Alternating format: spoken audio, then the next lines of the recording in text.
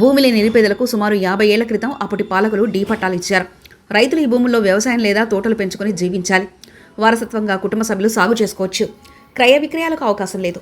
ఈ నేపథ్యంలో నగరానికి ఆనుకుని వందలాది డీ పట్టా భూముల్లో అమ్మకాలు జరిగినా అధికారికంగా ఎవరికి హక్కులకు దాఖలు పడలేదు. 2019లో వైసీపీ అధికారంలోకి వచ్చిన తర్వాత భూముల యజమానులు, సాగుదారులకు సర్వహక్కులు కల్పించాలని నిర్ణయించింది. డీ పట్టా ఇచ్చిన 20 ఏళ్ల తర్వాత భూములపై రైతులకు సర్వహక్కులు కల్పించేలా ఫ్రీ హోల్డ్ చేయాలని భావించింది. 2023లో ఇందుకు సంబంధించిన ఉత్తర్వులు జారీ చేసింది.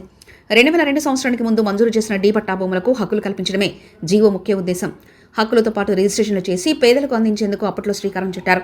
ఆ తర్వాత జీవనాధారం కోసం భూమి క్రయ విక్రయాలకు అవకాశం కల్పించారు. ఈ ఫ్రీ హోల్డ్ జీవో ప్రకారం జిల్లాలో దశాబ్దాలుగా భూములను సాగు చేసుకుంటున్న వారికి హక్కులు కలగనున్నాయని అనేక మంది భావించారు. ఈ డీ పట్టాలున్న వారు ఫ్రీ హోల్డ్ కోసం దరఖాస్తులు చేసుకున్నారు. ఇలా సుమారు 3000 ఎకరాలకు సంబంధించి దరఖాస్తులు వచ్చాయి.